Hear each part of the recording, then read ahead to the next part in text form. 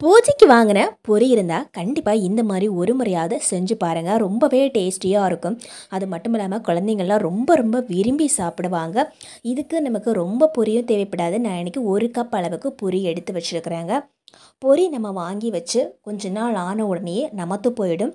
ஆனால் இந்த மாதிரி செஞ்சு வச்சோம் அப்படின்னா 1 மாதம் ஆனால் கூட கெட்டு போகவும் செய்யாது. இப்போது இந்த பொரியை மிக்ஸி ஜாரில் எடுத்து போட்டுக்கலாங்க. 1 கப் அளவுக்கு பொரி எடுத்து வச்சாச்சு. இப்போ மிக்ஸி ஜாரில் எடுத்து போட்டாச்சு. இப்போது நம்ம ஒரே ஒரு மிளகாய் எடுத்து இதில் போட்டுக்கிறேன். மிளகாவோட காம்பை மட்டும் கிள்ளி இதில் போட்டிருக்கிறேன். தண்ணி எதுவும் சேர்க்க வேண்டாங்க. அப்படியே நம்ம அரைச்சி எடுத்துகிட்டு வந்துக்கலாம். இப்போது இந்த அளவுக்கு அரைச்சிட்டு வந்திருக்கிறேன். கொஞ்சம் கொரப்பாக இருக்கும். ரொம்ப மாவு மாதிரியும் இருக்குன்னு அவசியம் கிடையாது. ஓரளவுக்கு கொரப்பாக இருந்தாலும் ஒன்றும் இல்லை. இப்போது அரைச்சிட்டு வந்திருக்கக்கூடியதை ஒரு பவுலில் நம்ம கொட்டிக்கலாம். எப்போவுமே நம்ம வீட்டில் பூஜை செய்கிறோம் அப்படின்னா அவல் பொரி இது ரெண்டுமே மிச்சமாகும். அந்த டைமில் கூட நம்ம இந்த மாதிரி செஞ்சுக்கலாம். இதே கப்பில் 1/2 கப் அளவுக்கு அரிசி மாவு எடுத்துக்கிறேங்க. இதுக்கு தேவையான அளவுக்கு உப்பு சேர்த்துக்கலாம். கொஞ்சமாக மஞ்சள் தூள் சேர்த்துக்கிறேன், ஒரு 1/4 ஸ்பூன் அளவுக்கு. கொஞ்சமாக பேக்கிங் சோடா ஒரு பிஞ்ச் அளவுக்கு சேர்த்துக்கலாங்க. கொஞ்சமாக தான் சேர்த்துக்கணும். இப்போது 1/4 ஸ்பூன் அளவுக்கு கரம் மசாலா சேர்த்துக்கிறேங்க. ஒரு தடவை எல்லாத்தையும் நல்லா மிக்ஸ் பண்ணி விட்டுக்கலாங்க. நம்ம சேர்த்துருக்கக்கூடிய மசாலா உப்பு எல்லா இடத்துலையும் கலக்கிற மாதிரி இந்த மாதிரி ஸ்பூன் வச்சு நல்லா மிக்ஸ் பண்ணி விட்டுக்கலாங்க. இது ரொம்ப ஈஸியாக செஞ்சுக்கலாம். குழந்தைங்க இதை சாப்பிட்டுட்டு ரொம்ப டேஸ்டியாக இருக்குமா அப்படின்னு சொன்னாங்க. இப்போது கொஞ்சம் தண்ணி ஊற்றி நல்லா பிசைஞ்சு விட்டுக்கலாங்க. நாம் இதுக்கு நார்மல் தண்ணியும் யூஸ் பண்ணிக்கலாம் அல்லது சுடு தண்ணியும் யூஸ் பண்ணிக்கலாம். நான் இன்றைக்கி பச்சை தண்ணி தான் சேர்த்துக்கிறேன். ஒரு 1/4 டம்ளர்லேருந்து 1/2 டம்ளர் அளவுக்கு தண்ணி தேவைப்படும். கொஞ்சம் கொஞ்சமாக ஊற்றி பிசைஞ்சுக்கணும். நம்ம தண்ணி அதிகமாக ஊற்றிட்டோம் அப்படின்னா தண்ணியோட அளவு அதிகமாகிடும். அதனால் கொஞ்சமாக ஊற்றி பிசைஞ்சிட்டு தேவைப்பட்டால் தண்ணி கொஞ்சம் எக்ஸ்ட்ரா சேர்த்துக்கலாங்க. பிசைஞ்சு முடித்த உடனேயே நம்ம பார்க்கும்போது சப்பாத்தி மாவுக்கு பிசைகிறத விட கொஞ்சம் இலகலாக இருக்கணும்.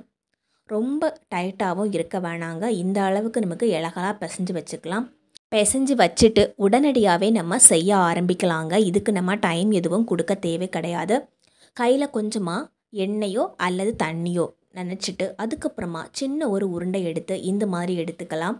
நமக்கு எந்த ஷேப்பில் செய்யணும் அப்படின்னு தோணுதோ அந்த ஷேப்பை நம்ம எடுத்து கொடுத்துக்கலாம். இந்த மாதிரி பிடி மாதிரி கொடுத்தோன்னா கொழுக்கட்டை ஷேப்பில் வந்துடும். சின்ன குட்டி குட்டி கொழுக்கட்டை மாதிரியே இருக்கும். அல்லது இந்த மாதிரி உருட்டியும் நம்ம எடுத்துக்கலாம்.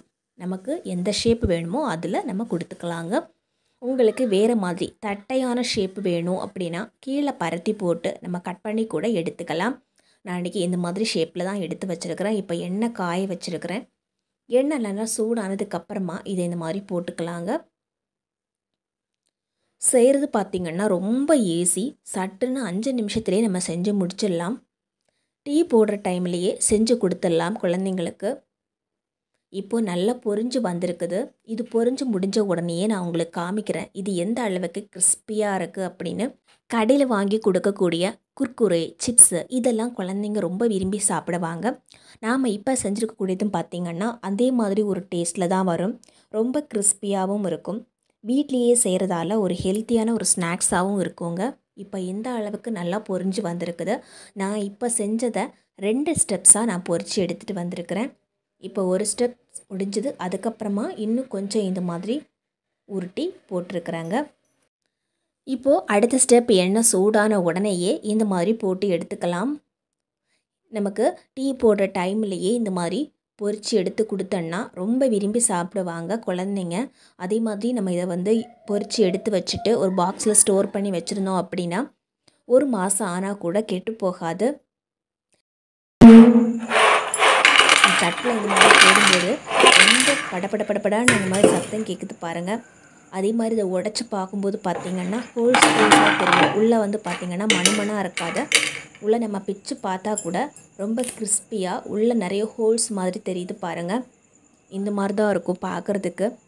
வீட்டில் அவல் பொரி இந்த மாதிரி வாங்குகிற டைமில் பொரி மிச்சமாக இருந்தால் கண்டிப்பாக இந்த ரெசிப்பியை ட்ரை பண்ணி பாருங்கள். விஜயதசமி, நவராத்திரி, சரஸ்வதி பூஜை இந்த மாதிரி டைம்லலாம் கண்டிப்பாக நம்ம பொரி வாங்குவோம். அந்த டைமில் கூட கண்டிப்பாக இதை ட்ரை பண்ணி பாருங்கள். வீடியோ பிடிச்சா கண்டிப்பாக லைக் பண்ணி ஷேர் பண்ணுங்கள் ஃப்ரெண்ட்ஸ்.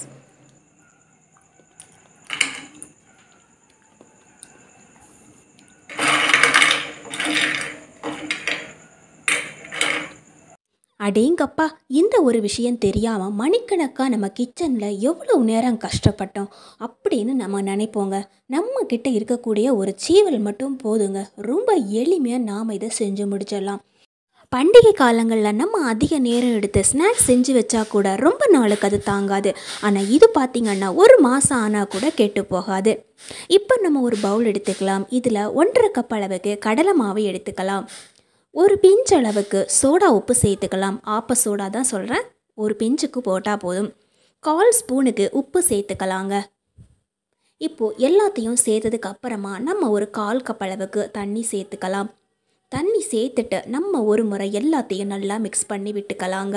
நம்ம சேர்த்துக்கக்கூடிய பொருள் எல்லா இடமும் ஒரே மாதிரி மிக்ஸ் ஆகணும். அதுக்காக தான் நாம் இந்த மாதிரி முதல்ல மிக்ஸ் பண்ணிவிட்டு அதுக்கப்புறமா கொஞ்சம் கொஞ்சமாக தண்ணி சேர்த்து மிக்ஸ் பண்ணி எடுக்கிறோம். அதே மாதிரி தண்ணியோட அளவு நமக்கு அதிகமாகிடக்கூடாது. இப்போது கொஞ்சம் கொஞ்சமாக தண்ணி சேர்த்து மிக்ஸ் பண்ணி எடுத்ததுக்கப்புறமா நம்ம இதை பார்க்கும்போது ஒரு தோசை மாவு பதத்துக்கும் இல்லாமல் ஒரு இட்லி மாவு பதத்துக்கும் இல்லாமல் ஒரு இடைப்பட்டதாக இருக்கணும். ரொம்ப திக்காகவும் இருக்கக்கூடாது. அதுக்காக நம்ம ரொம்ப தண்ணி ஊற்றி ரொம்ப தண்ணியாகவும் வச்சுக்கக்கூடாதுங்க. இதை நம்ம செஞ்சு வச்சுக்கிட்டோம் அப்படின்னா நம்ம வீட்டில் இருக்கக்கூடிய குழந்தைங்க ஸ்கூலுக்கு போகிறாங்கன்னு வச்சுக்கோங்களேன், அவங்களுக்கு நாம் இதை ஒரு ஸ்நாக்ஸாக கூட கொடுத்து அனுப்பலாம். அதிக நாளுக்கு கெட்டு போகவும் செய்யாது. நான் இதில் கொஞ்சமாக கலர் பவுடர் சேர்த்துக்கிறேன். உங்களுக்கு விருப்பம் இருந்தால் சேர்த்துக்கலாம், இல்லை அப்படின்னா நீங்கள் இந்த கலர் பவுடரை ஸ்கிப் பண்ணிக்கலாங்க. இப்போ ஒரு முறை எல்லாத்தையும் நல்லா மிக்ஸ் பண்ணி விட்டாச்சுங்க. இந்த மாதிரி ஒரு பதத்துக்கு இருக்கணும் நமக்கு. இதில் நம்ம மிக்ஸ் பண்ணும்போதே கொஞ்சம் கொஞ்சம் கட்டிகள் இருக்கும். அந்த ஸ்பூன் வச்சு இந்த மாதிரி நல்லா தேய்ச்சி விட்டோம் அப்படின்னா அந்த கட்டிகளெல்லாம் தானாக கரைஞ்சி வந்துடுங்க. இப்போது இந்த அளவுக்கு நல்லா மிக்ஸ் பண்ணி விட்டுட்டோம். இப்போ நம்ம அடுப்பில் எண்ணெயை காய வச்சிடலாம். இப்போ நம்ம வீட்டில் இருக்கக்கூடிய சீவலை எடுத்துக்கலாம். சீவலை எடுத்துட்டு மேலே இந்த மாதிரி நம்ம வச்சுருக்கக்கூடிய மாவை கொஞ்சம் கொஞ்சமாக எடுத்து ஊற்றிக்கிட்டே இருக்கலாம். நம்ம ஊற்றும் போது லைட்டாக தேய்ச்சி விட்டுக்கிட்டே இருக்கணும். ஒரே இடத்துலையும் வைக்கக்கூடாது. அந்த மாதிரி நம்ம சீவலை ஒரே இடத்துல வச்சு தேய்ச்சோம் அப்படின்னா ஒரே இடத்துலையே எல்லா மாவும் அப்படியே விழுந்துடும். இதனால் மாவுகள் கெட்டியாயிடும் ஒரே இடத்துல. அதனால் கொஞ்சம் அப்படி இப்படி நகர்த்தி இந்த கரண்டி வச்சு தேய்ச்சி கொடுத்துட்டே இருந்தோம் அப்படின்னா நல்ல உருண்டையாக அந்த எண்ணெயில் விழுந்துடும் பாருங்கள். இந்த மாதிரி விழ ஆரம்பிக்கும். இப்படி நம்ம 2-3 கரண்டி எடுத்து கூட தேய்ச்சி விட்டுக்கலாம். இது வேகிறதுக்கும் ரொம்ப டைம் எடுத்துக்காது. 2லேருந்து 3 நிமிஷம்தான் டைம். அதுக்குள்ளே இது நல்லாவே பொறுன்னு நல்லா பொரிஞ்சு வந்துடும். ரொம்ப கலர்ஃபுல்லாக ஆகிற வரைக்கும் நம்ம வெயிட் பண்ணவே கூடாது. ஓரளவுக்கு நமக்கு நல்லா கிறிஸ்பியாக இருக்குது அப்படின்னு தெரிஞ்ச உடனேயே நம்ம வெளியே எடுத்துடலாங்க. எல்லாமே இந்த மாதிரி தனித்தனியாக இருக்கும் பார்க்குறதுக்கு. இது செய்கிறது ரொம்ப ரொம்ப ஈஸிங்க. பண்டிகை காலங்களில் நம்ம லட்டு, அதிரசம், முறுக்கு இது எல்லாம் செஞ்சு வச்சாலும் நம்மளால் அதிக நாட்கள் வச்சு சாப்பிடவே முடியாது. 2 நாள் அல்லது 3 நாளுக்குள்ளேயே அதெல்லாம் கெட்டு போயிடும். ஆனால் இந்த மாதிரி நம்ம செஞ்சு வச்சுக்கிட்டோம் அப்படின்னா 1 மாதம் வரைக்கும் கூட வச்சு சாப்பிட்டுக்கலாம். டேஸ்ட்டும் ரொம்ப அருமையாக இருக்கும். செய்கிறதுக்கும் ரொம்ப டைம் எடுக்காமல் இருக்கும். இப்போ நான் அதே மாதிரி வெந்ததுக்கப்புறமா அதை எடுத்துட்டு மறுபடியும் அந்த சீவல் வச்சுட்டு 2 கரண்டி மாவை இதே மாதிரி தேய்ச்சி விட்டுட்டேங்க.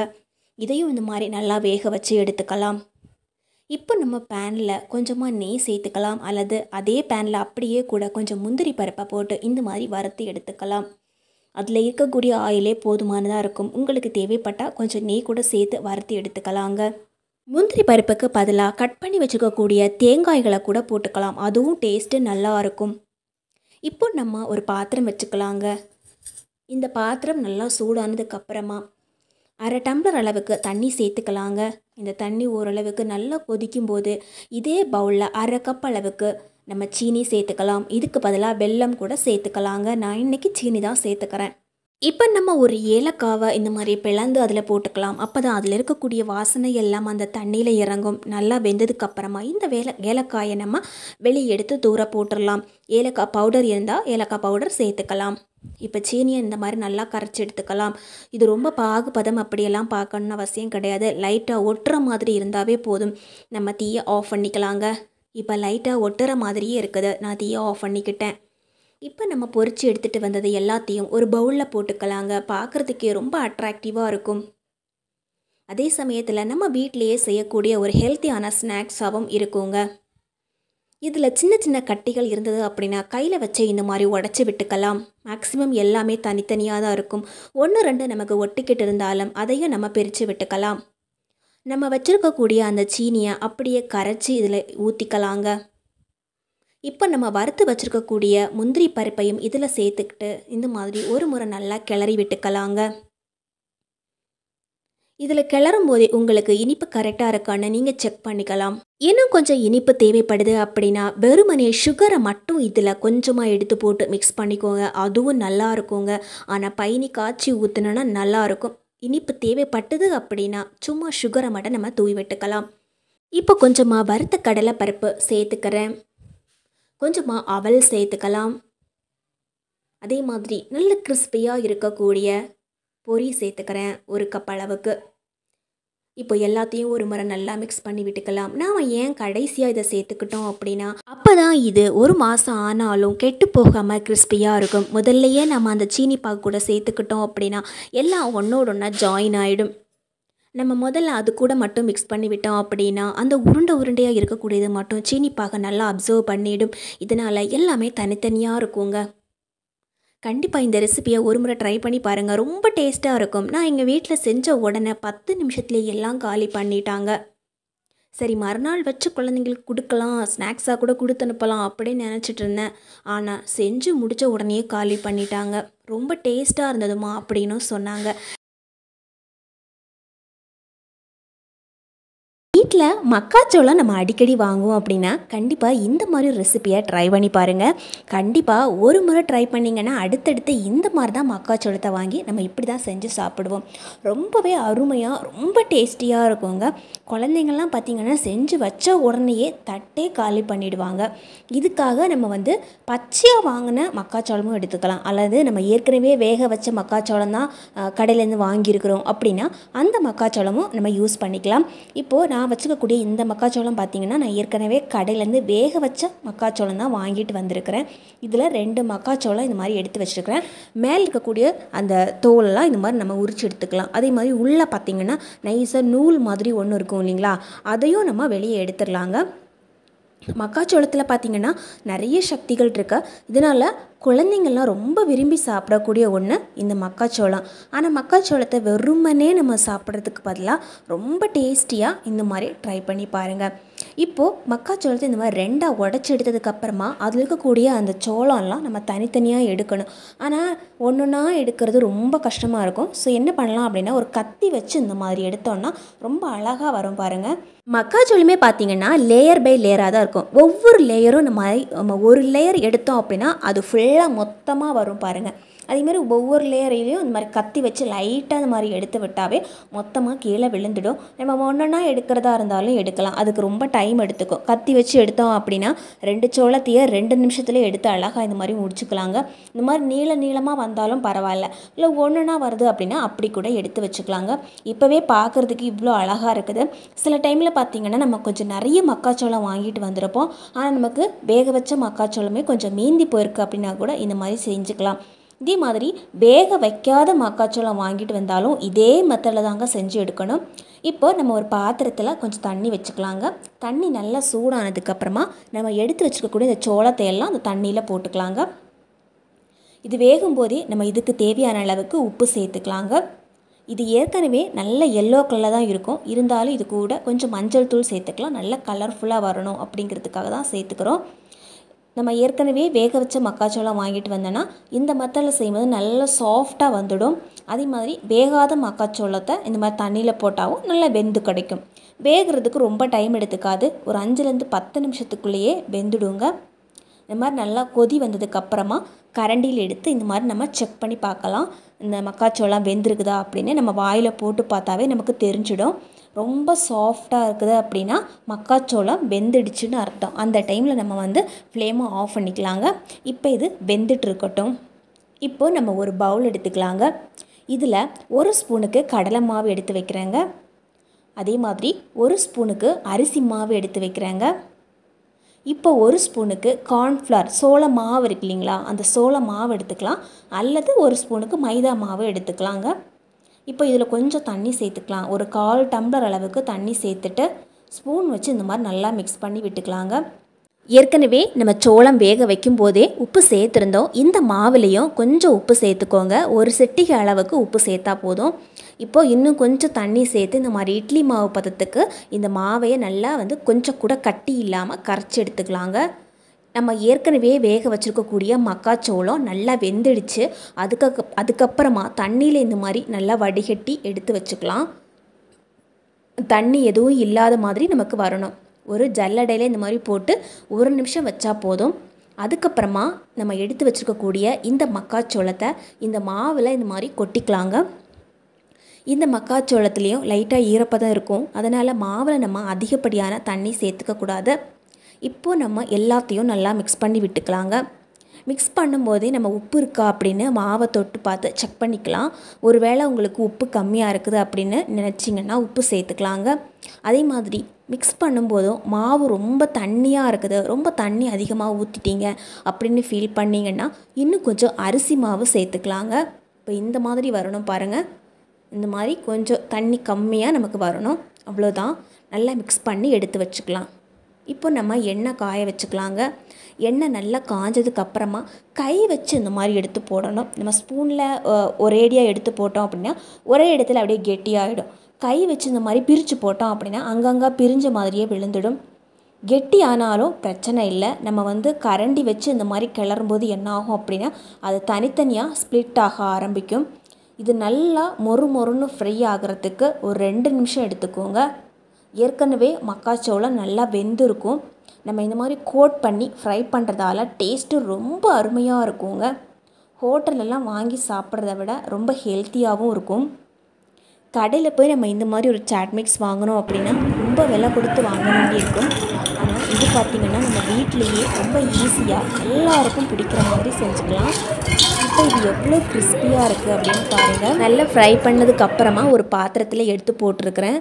இதில் நமக்கு தேவையான அளவுக்கு காரம் சேர்த்துக்கலாம். அல்லது சாட் மிக்ஸ் இருந்தால் அந்த சாட் மிக்ஸ் பவுடர் கூட சேர்த்துக்கலாம். நான் இன்றைக்கி வெறும் மிளகாத்தூள் தான் சேர்த்துக்கிறேன். அதுவும் நல்லா டேஸ்ட்டாக இருக்கும். இது கூட நமக்கு டேஸ்ட்டுக்கு தகுந்த மாதிரி வெங்காயம் கட் பண்ணி போட்டுக்கலாம், பச்சை மிளகாய் கட் பண்ணி போட்டுக்கலாம், வேர்க்கடலை சேர்த்துக்கலாம். இந்த மாதிரி நிறைய நட்ஸு சேர்த்து சாப்பிட்டுக்கலாம். வெறுமனே இதை கூட மட்டும் வச்சு சாப்பிட்டுக்கலாங்க. ரொம்ப அருமையாக இருக்குங்க. ஒரு முறை நீங்கள் ஒன்று வாயில் எடுத்து வச்சிட்டிங்கன்னு வச்சுக்கோங்களேன், அப்படியே தொடர்ந்து வாயில் எடுத்து வச்சு முடிக்காமல் விட மாட்டீங்க. இப்போ பாருங்கள், நான் ஒரு ஸ்பூன் தான் எடுத்து வச்சு ஒன்று எடுத்து டேஸ்ட் பண்ணலான்னு பார்த்தேன். அவ்வளோ அருமையாக இருந்தது டேஸ்ட்டு. கண்டிப்பாக ட்ரை பண்ணிவிட்டு கமெண்டில் சொல்லுங்கள். நம்ம சுகரோ அல்லது கொஞ்சம் கூட எண்ணெயோ நெய்யோ எதுவுமே யூஸ் பண்ணாமல் ரொம்பவே ஹெல்த்தியான ரொம்ப ஈஸியாக செய்யக்கூடிய ஒரு ஸ்நாக்ஸ் தான் பார்க்க போகிறோம். இதுக்காக நமக்கு தேவைப்படுறது பார்த்திங்கன்னா வாழைப்பழம். எந்த வாழைப்பழம் வேணாலும் எடுத்துக்கலாம். நான் இன்றைக்கி நேந்திரம் வாழைப்பழம் எடுத்துருக்கிறேன். இதுக்கு பதிலாக எந்த வாழைப்பழம் வேணாலும் நம்ம யூஸ் பண்ணிக்கலாம். நல்லா பழுத்த வாழைப்பழமாக எடுத்தோன்னா டேஸ்ட்டு ரொம்ப அருமையாக இருக்கும். இப்போது இன்றைக்கி நான் எடுத்துக்கக்கூடியது நேந்திரம் வாழைப்பழம். கொஞ்சம் பெருசாக இருக்கிறதால ஒரே ஒரு வாழைப்பழம் மட்டும் எடுத்துக்கிட்டேன். இதுவே நீங்கள் சின்ன சைஸில் இருக்கக்கூடிய வாழைப்பழம் எடுத்திங்கன்னா ஒரு 3 வாழைப்பழம் கூட நம்ம இதுக்கு யூஸ் பண்ணிக்கலாம். இப்போ வாழைப்பழத்தை நம்ம மிக்ஸி ஜாரில் கட் பண்ணி போட்டாச்சு. இப்போது 1 அல்லது 2 ஏலக்காய் சேர்த்துக்கலாங்க. நல்ல ஒரு வாசனையும் டேஸ்ட்டும் கிடைக்கும். இப்போது நம்ம தண்ணி எதுவும் சேர்க்காம நல்லா இந்த மாதிரி பேஸ்ட்டை அரைச்சி எடுத்துக்கணுங்க. பாருங்கள், இந்த மாதிரி கொஞ்சம் கூட கட்டியே இல்லாமல் அரைச்சி எடுத்தாச்சு. பழம் கொஞ்சம் கெட்டியாக இருக்குது, நல்லா பழுக்கலை அப்படின்னா இந்த அளவுக்கு நமக்கு அரையாது. ஸோ அந்த மாதிரி அரையலை அப்படின்னா ஒரு அரை ஸ்பூனுக்கு தண்ணி சேர்த்து இந்த மாதிரி நல்லா அரைச்சி எடுத்துக்கலாம்.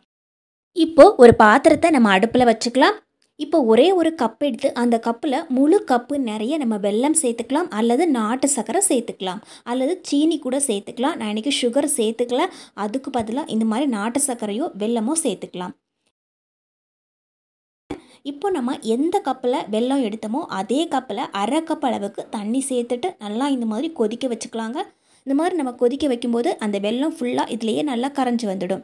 வெல்லத்தில் கொஞ்சம் அழுக்குகள் இருக்கும். அந்த அழுக்கை நம்ம அப்படியே யூஸ் பண்ணக்கூடாது. இந்த மாதிரி நல்லா கரைய வைக்கும்போது அந்த அழுக்கெல்லாம் அடியிலேயே தங்கிடும். இப்போ நமக்கு வெல்லம் நல்லா கரைஞ்சிடுச்சு. எந்த விதமான பாகுபதம் பார்க்கணும் அப்படின்னு அவசியம் கிடையாது. இது ஜஸ்ட்டு கொதிக்க வச்சு நல்லா உருக வச்சுட்டு அப்படியே விட்டுடலாம். இப்போ நம்ம ஒரு பவுல் எடுத்துக்கலாம். இதில் 1 கப் அளவுக்கு அரிசி மாவு எடுத்துக்கிறேங்க. இந்த கப்பு தான் நம்ம வெல்லத்துக்கு அளவெடுக்கிறதுக்கும் யூஸ் பண்ணியிருப்போம். இப்போது இதே கப்பை 1 கப் அளவுக்கு கோதுமை மாவு எடுத்துக்கலாங்க. நீங்கள் 2 கப்புலேயுமே அரிசி மாவு கூட எடுத்தால் கூட ஓகே தான். அல்லது 1 கப் அளவுக்கு அரிசி மாவும் 1 கப் அளவுக்கு கோதுமை மாவும் பாதி பாதியாக கூட சேர்த்துக்கலாம். இப்போது நம்ம அரை ஸ்பூனுக்கு உப்பு சேர்த்துக்கலாங்க. உப்பு அதிகமாகவும் சேர்த்துக்கக்கூடாது, அரை ஸ்பூனுக்கு சேர்த்தாவே போதும். இப்போ கை வச்சு ஒரு தடவை நல்லா மிக்ஸ் பண்ணி விட்டுக்கலாங்க. இந்த உப்பு எல்லா இடமும் படணும், அதுக்காக தான் நம்ம இந்த மாதிரி மிக்ஸ் பண்ணி விட்டுக்கிறோம். ஏற்கனவே நம்ம வெல்லத்தை கரையை வச்சு வச்சுருந்தோம் இல்லைங்களா, அதை இந்த மாதிரி ஒரு வடிகட்டி வச்சு நல்லா வடித்து ஊற்றிக்கலாம். அந்த தண்ணி மட்டும் இதில் போகணும். இந்த மாதிரி நம்ம வடித்து ஊற்றும்போது அந்த வெள்ளை தண்ணி லைட்டாக சூடாக இருக்கணும், ரொம்ப ஆறி போயும் இருக்கக்கூடாது. இப்போது நம்ம ஒரு ஸ்பூன் வச்சு இந்த மாதிரி நல்லா மிக்ஸ் பண்ணி விட்டுக்கலாம். நான் ஊற்றும்போது அந்த தண்ணி கொஞ்சம் சூடாக இருக்குது, கையில் தொட முடியாது. அதனால் ஒரு ஸ்பூனோ கரண்டியோ வச்சு ஒரு முறை நல்லா மிக்ஸ் பண்ணி விட்டுக்கலாம். இந்த மாதிரி மிக்ஸ் பண்ணி விடும்போது நமக்கு தண்ணி அளவு எவ்வளோ சேர்க்கணும் அப்படின்னு தெரியும். அதனால் ஒரு தடவை நல்லா மிக்ஸ் பண்ணி விட்டாச்சு. இப்போது நம்ம ஏற்கனவே அரைச்சி வச்சுருக்கக்கூடிய அந்த பழம் இருக்கு இல்லைங்களா, அந்த பழ பேஸ்ட்டை இதில் சேர்த்துக்கலாங்க. இந்த பழ பேஸ்ட்டும் கரெக்டாக அந்த கப்பில் 1 கப் அளவுக்கு இருக்குங்க. இந்த பேஸ்ட்டையும் இதில் சேர்த்ததுக்கு அப்புறமா அதே கப்பில் 1 கப் அளவுக்கு தண்ணி சேர்த்துக்கலாங்க. இப்போ இந்த ஸ்பூன் வச்சு ஒரு முறை நல்லா மிக்ஸ் பண்ணி விட்டுக்கலாம். நம்ம இந்த மாதிரி மிக்ஸ் பண்ணி விடும்போது எக்ஸ்ட்ரா தண்ணி தேவைப்பட்டது அப்படின்னா கடைசியாக தான் சேர்க்கணும். நம்ம ஒரேடியாக சேர்த்தோம் அப்படின்னா தண்ணி ரொம்ப அதிகமாகிடும். அதனால் ஒரு முறை இந்த மாதிரி நல்லா மிக்ஸ் பண்ணி விட்டுக்கலாங்க. இந்த மாதிரி மிக்ஸ் பண்ணி விடும்போது உள்ளே எதுவும் கட்டிகள் இல்லாத மாதிரி நல்லா மிக்ஸ் பண்ணி விடணும். அதே மாதிரி ரொம்ப கெட்டியாகவும் இருக்கக்கூடாது. இட்லி மாவு பதத்தை விடையும் கொஞ்சம் லூஸாக தான் இருக்கணுங்க. இப்போது நமக்கு பார்க்கும்போது கொஞ்சம் கெட்டியாக இருக்குது, அதனால் நான் ஒரு அரை கப் அளவுக்கு தண்ணி மறுபடியும் சேர்த்துக்கிட்டேன். இப்போ இந்த அளவுக்கு நல்லா மிக்ஸ் பண்ணி எடுத்துட்டோம் பாருங்கள். இதுக்கப்புறமா நம்ம இதை எப்படி யூஸ் பண்ணுறது அப்படின்னு பார்க்கலாம். இது ரொம்ப ரொம்ப ஹெல்த்தியானது கூடங்க, எல்லாருமே விரும்பி சாப்பிடுவாங்க. டேஸ்ட்டும் ரொம்ப அட்டகாசமாக இருக்கும். இப்போ நம்ம ஒரு சட்டியோ அல்லது ஒரு பாத்திரமோ எடுத்துக்கலாம். இந்த சட்டி தான் நான் இன்றைக்கி யூஸ் பண்ணியிருக்கிறேன். இந்த மாதிரி மண் சட்டி எடுத்தோம் அப்படின்னா டேஸ்ட்டும் நல்லாயிருக்கும், அதே சமயத்தில் நல்ல ஒரு வாசனையாகவும் இருக்குங்க. இப்போ நாம் இதில் 2 கப் அளவுக்கு தண்ணி சேர்த்துருக்குறோம். இப்போது 2 கப் அளவுக்கு தண்ணி இந்த சட்டியில் ஊற்றியாச்சுங்க. இப்போ நமக்கு தேவைப்படுறது ஒரு காட்டன் துணி தான். நான் இன்றைக்கி ஒரு கர்ச்சீஃப் தான் யூஸ் பண்ணியிருக்கிறேன். இந்த கர்ச்சீஃபை யூஸ் பண்ணுறதுக்கு முன்னாடி நல்லா தண்ணியில் ஒரு முறை நனைச்சி எடுத்துகிட்டு நல்லா பிழிஞ்சு எடுத்துக்கணுங்க. கர்ச்சீஃப் கொஞ்சம் ஈரமாக இருக்கணும். இப்போ கர்ச்சீஃபை மேலே வச்சுட்டு ஒரு துணி வச்சோ அல்லது ஒரு கயிறு வச்சோ இதோட அந்த பாத்திரத்தோட இடைப்பகுதியில் இந்த மாதிரி வச்சு கட்டி வைக்கலாம். அப்போ தான் அந்த கர்ச்சீஃபு கீழே விழாமல் இருக்கும், கொஞ்சம் கூட நகராமல் அப்படியே இருக்கணும் நமக்கு. இப்போ இந்த மாதிரி கட்டி எடுத்தாச்சு. இப்போது இந்த சட்டியை நம்ம அப்படியே அடுப்பில் தூக்கி வச்சிடலாங்க. உள்ளே நம்ம தண்ணி ஊற்றிருக்கிறோம். தண்ணி நல்லா சூடாகணும். ஒரு 2 நிமிஷம் ஆனதுக்கப்புறமா தண்ணி நல்லா சூடாயிருக்கும். அதுக்கப்புறமா நம்ம மிக்ஸ் பண்ணி வச்சுக்கக்கூடிய இந்த மாவை இதில் எடுத்து இந்த மாதிரி ஊற்றுனாவே போதுங்க. இது செய்கிறது ரொம்ப ஈஸி, சட்டுன்னு ஒரே ஒரு நிமிஷத்துல இது வெந்துடும். அதே மாதிரி ரொம்ப ஹெல்த்தியானதும் கூட. கொஞ்சம் கூட எண்ணெயை யூஸ் பண்ணாமல் நாம் ஒரு ஹெல்த்தியான ஸ்நாக்ஸ் மாதிரி கூட சாப்பிட்லாம் இதை. நான் இன்றைக்கி 2 கரண்டி அளவுக்கு மாவு ஊற்றிருக்கிறேன். நமக்கு எந்த அளவுக்கு கெட்டியாக வேணுமோ அந்த அளவுக்கு ஊற்றிக்கலாம். நீங்கள் ஒரு கரண்டி யூஸ் பண்ணிங்கன்னா கொஞ்சம் மெலிசாக வரும். இதுவே 2-3 கரண்டி ஊற்றணும், மேலே ஊற்றணும் அப்படின்னா கொஞ்சம் திக்காக வரும், வேகிறதுக்கு கொஞ்சம் லேட் ஆகும். இப்போ இதை மூடி வச்சு 1 நிமிஷம் ஆயிடுச்சு. நல்லா வெந்துடுச்சு பாருங்கள். பார்க்குறதுக்கே ரொம்ப சூப்பராக ரொம்ப சாஃப்டாக இருக்கும். நாம் இதை கையிலலாம் எடுக்கக்கூடாது, ரொம்ப சூடாக இருக்கும். அதனால் ஒரு கரண்டி வச்சு இந்த மாதிரி தள்ளி எடுத்தாவே போதும். அது அந்த துணியில் ஒட்டலாம் செய்யாது, ரொம்ப சாஃப்டாக இருக்கும் பார்க்குறதுக்கே. அதே மாதிரி எல்லாருமே விரும்பி சாப்பிடக்கூடிய அளவுக்கு டேஸ்ட்டு ரொம்ப ரொம்ப அருமையாக இருக்கும். இதை நம்ம அதை 2 விதத்தில் செஞ்சு எடுத்துக்கலாம். முதல்ல நம்ம இந்த மாதிரி ப்ளைனாக நம்ம செஞ்ச மாவை மட்டும் ஊற்றி இந்த மாதிரி வேக வச்சு எடுத்துக்கலாம். இப்போது நம்ம 2வது முறையில் செய்யும்போது பார்த்திங்கன்னா மாவை ஊற்றுனதுக்கப்புறமா ஒரு கைப்பிடி அளவுக்கு துருவின தேங்காய் எடுத்து மேலே இந்த மாதிரி தூவி விட்டுக்கலாம். இந்த மாதிரி செய்யும்போது பார்த்திங்கன்னா டேஸ்ட்டு இன்னும் கொஞ்சம் அதிகமாக இருக்கும். நாம் இதை சாப்பிடும்போது அந்த தேங்காய் துருளெல்லாம் இடையில இருக்கும், கடிக்கும்போது ரொம்ப ரொம்ப டேஸ்ட்டாக இருக்கும். இப்போ நாம் இதை க்ளோஸ் பண்ணி வச்சிடலாங்க. இது வேகிறதுக்கு 1 நிமிஷம்தான் ஆகும். இப்போ க்ளோஸ் பண்ணி வச்சாச்சு. 1 நிமிஷத்துக்கு அப்புறமா நாம் இதை ஓப்பன் பண்ணி பார்க்கலாங்க. பார்க்கும்போது ரொம்ப நல்லாயிருக்கும், ரொம்ப உப்பி போயிருக்கும். அதே சமயத்தில் அதை கையில் எடுத்தோம் அப்படின்னா நல்ல பன்னு மாதிரி இருக்கும். இப்போது நல்லா வெந்து போயிடுச்சு. இப்போது கரண்டி வச்சு இதையும் வெளியே எடுத்துடலாங்க. நம்ம வச்சுருக்கக்கூடிய அந்த துணி ஈரமாக இருக்கிறதால அது கொஞ்சம் கூட ஒட்டவே ஒட்டாது, அந்த கரண்டியில் அப்படியே வந்துடுங்க. இதை எடுக்கும்போது நம்ம பக்கத்தில் ஒரு பாத்திரம் வச்சு எடுக்கணும், இல்லை அப்படின்னா அந்த கரண்டிலேருந்து அப்படியே நழுவிடும் கீழே, ரொம்ப வழுக்கிற மாதிரி இருக்கும். இப்போது பாருங்கள், ரொம்ப சூப்பராக வெந்து கிடச்சிருச்சு. இதை நாம் ஒரு ஸ்நாக்ஸாக கூட சாப்பிட்லாம், அல்லது காலை வேளையில் ஒரு ஈஸியான டிஃபனாக கூட செஞ்சு சாப்பிட்டுக்கலாங்க. ரொம்ப ரொம்ப டேஸ்டியாகவும் இருக்கும், அதே சமயத்தில் ரொம்ப ஹெல்த்தியானதும் கூட. இன்றைக்கி நான் பார்த்திங்கன்னா சாயங்காலம் டீக்கு ஸ்நாக்ஸாக தான் இதை செஞ்சுருக்கிறேன். இதை பிச்சு காமிக்கிறேன் பாருங்கள், அவ்வளோ சாஃப்டாக இருக்கும் உள்ளே பார்க்குறதுக்கு. சில வேளைகளில் நம்ம வீட்டில் கொஞ்சம் பழம் எக்ஸ்ட்ரா இருந்தது அப்படின்னா கூட இந்த மாதிரி செஞ்சு பார்க்கலாம். ரொம்ப டேஸ்டியான, ரொம்ப ஹெல்த்தியான இந்த ஸ்நாக்ஸ் ரெசிப்பியை ஒரு தடவையாவது செஞ்சு பாருங்கள். ரொம்ப ரொம்ப டேஸ்டியாக இருக்கும். வாவ்! அவ்வளோ ஒரு சூப்பரான டேஸ்ட்டாக இருக்குது. தேங்க்யூ ஃபார் வாட்சிங் ஃப்ரெண்ட்ஸ்.